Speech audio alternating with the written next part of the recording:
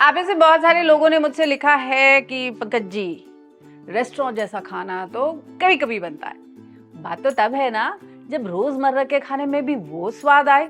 हाँ भाई, बात तो सही है, लेकिन आपको किस बात की फिक्र? मैं हूं ना।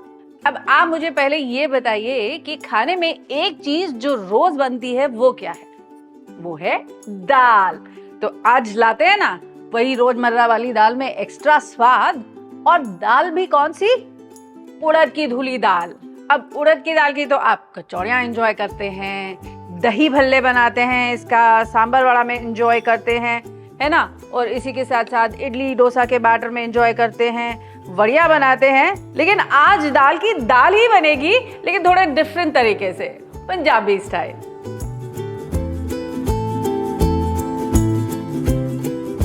ये दाल सूखी दाल बनेगी, कुछ डिफरेंट।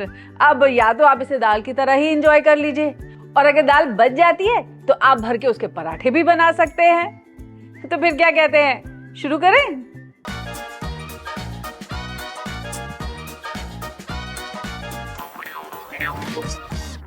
तो पहला काम हमको ये करना है कि इस दाल को अच्छे से धो करके और भिगो करके रख देंगे तकरीबन आधा घंटा के लिए। तो मैंने ले लिए यहाँ पर 1 कप दाल। इसे अच्छे से रगड़ के धो लेंगे, ड्रेन अवे द वाटर। कम से कम 4-5 बार तो आप इसे पानी से धो लीजिएगा। अगर आपको जल्दी हो तो आप इसे गुनगुने पानी के साथ भिगो लीजिएगा, नहीं तो आप टैप वाटर के साथ इसे भिगो करके कम से कम आधे घंटे के लिए रख दीजिएगा। तब तक भाई हम क्या करेंगे, तब तक हम इसके एक तड़के की तैयारी कर लेंगे। अब प्याज, टमाटर, अदरक, लहसुन, मिर्चा सब कुछ अच्छे से ऐड करेंगे ताकि इसका एक बढ़िया सा फ्लेवर आए। तो पहले 2 प्याज मैं ले रही हूँ और इनको मैं स्लाइस कर लूंगी। तो पंजाबी में ना उड़द की दाल को कहते हैं माँ की दाल, तो उड़द धुली दाल को कहते हैं माँ धोती, यानी कि माँ की धुली हुई दाल। अब जब भी मेरी दादी ये दाल बनाती थी ना, तो अगर तो सूखी दाल बनाती थी तो वो प्याज जो है वो स्लाइस करके यूज करती थी। अगर उसको थोड़ा सा रानी, थोड़ा सा दाल कंसिस्टेंसी वाला बनाती थी तो वो उसमें अनियंस को चॉप करके तड़के में यूज करती थी। और आज क्योंकि मैं ये दाल सूखी बना रही हूँ ना, इसीलिए अनियंस को कैसे यूज कर रही हूँ, स्लाइस करके। तो बेसिकली मैं अपनी दादी की रेसिपी फॉलो कर रही हूँ। तो मैंने अपनी जितनी पंजाबी कुकिंग सीखी है वो अपनी दादी से, पापा से सीखी है, और जितनी बंगाली कुकिंग सीखी है वो ऑफ कोर्स माँ से और नानी से सीखी है। और क्योंकि दिल्ली में पली बड़ी ना, तो दिल्ली के सारे जायके, सारे जो एक रोबस्ट फ्लेवर्स हैं, उनका मजा लेने का मौका मिला। और जब शादी हुई तो आ गई कहाँ, लखनऊ में। और लखनऊ आते ही समझ में आया कि खाने में जायका जो होता है, जो एक नफासत होती है, जो नजाकत जिसको कहते हैं, वो क्या होती है। तो बस ऐसी है कुछ हमारी कहानी कि इधर से उधर से सीखते सीखते बहुत कुछ सीख गए। इसी तरह से टमाटर को भी मैं कट कर लूंगी, once again not finely chopped but in slices. अब ये जो सूखी पंजाबी स्टाइल दाल है ना, ये ऑल ओवर पंजाब इतनी फेमस नहीं है, लेकिन हाँ अमृतसर और उसके आसपास के रीजन में इसको ज्यादा पसंद किया जाता है, ज्यादा कुक की जाती है। इसे बहुत लोग इसे अमृतसरी उड़द की दाल भी कहते हैं, क्योंकि वहाँ ये ड्राई प्रिपरेशन बनता है। और ठीक ऐसे ही जैसे कि आज मैं आपके लिए उड़द की दाल बना रही हूँ, ठीक ऐसे ही मूंग की धुली जो दाल होती है ना, येलो मूंग दाल, वो भी बनाई जाती है ड्राई फॉर्म में। तो इस दाल को खाने का मजा जानते हैं किसके साथ आता है? दाल को खाने का मजा आता है रोटी या पराठे के साथ, चावल के साथ तो बिल्कुल भी नहीं। और अक्सर ये दाल जो है ना हमारे घर में रात को बना करती थी। रात को रोटी, सब्जी और दाल होती थी, और कभी कभी पराठे बन जाते थे। अब अदरक को भी आप चाहें तो फाइन चॉप कर सकते हैं, और चाहे तो जूलियंस में भी कट कर सकते हैं। अब ये 2-3 हरी मिर्च, इनको भी मैं स्लिट कर लूंगी। अब ऐसे ही थोड़ा सा लहसुन भी फाइन चॉप कर लेते हैं। तो तड़के की सारी कटिंग चॉपिंग डन, यानी कि प्याज, टमाटर, अदरक, लहसुन और हरी मिर्च। अब उड़द दाल की खासियत क्या होती है कि ये काफ़ी चिकनी दाल होती है, इसमें काफ़ी लेस होती है और जब आप इसको बनाते हैं तो ये काफ़ी क्रीमी और काफ़ी स्मूथ बनती है। और आज हम क्या करने जा रहे हैं, हम इसका जो नेचुरल एक टेंडेंसी है, एक नेचुरल जो एक पकने का तरीका है, उसके इसके नेचर के अगेंस्ट जा रहे हैं। और हम इसको कैसे बना रहे हैं, हम इसको बनाएंगे बहुत चंकी सी। अब यही नोट कर लीजिए आप अपनी बहुत important tip of the day, जो ये कहती है कि जब भी आप दाल और चावल को सोक करें ना, तो उसका ये जो सोकिंग वाटर है, इसे हमेशा आप डिस्कार्ड कर दीजिए, यानी कि फेंक दीजिए। ऐसा क्यों? ऐसा इसलिए क्योंकि इस पानी में है एक कंपाउंड जिसे हम कहते हैं फाइटिक एसिड। ये वाटर सॉल्युबल होता है और जब भी आप दाल या चावल को सोक करके रखते हैं या for that matter any grain, ये पानी में डिसॉल्व हो जाता है। अब भाई इस फाइटिक एसिड से हमको क्या प्रॉब्लम है? प्रॉब्लम ज्यादा कुछ नहीं, बस इतनी कि फाइटिक एसिड जो है वो कैल्शियम, जिंक, आयरन, इनका जो अब्जॉर्प्शन है ना आपकी बॉडी में, उसे प्रिवेंट कर और डाइजेशन में भी प्रॉब्लम क्रिएट करता है। इसीलिए फाइटिक एसिड को निकाल देते हैं। कैसे? बस दाल चावल को पानी में भिगो करके और उसका पानी जो है उसे निकाल करके। अब जैसे मैंने आपको बताया, मैंने तो दाल बनानी सीखी थी अपनी दादी से, लेकिन दादी क्या करती थी, वो इसे एक खुले बर्तन में चढ़ाती थी। लेकिन हम थोड़ा समय बचाने के लिए और काम को जल्दी बढ़ाने के लिए इसे एक प्रेशर कुकर में भी कुक कर सकते हैं। उसके लिए आपको क्या करना है, जितनी दाल है ना बस उतना ही पानी ले लेना है इसमें। यानी कि अगर मैंने 1 कप दाल ली थी तो मैं इसमें लूंगी 1 कप पानी।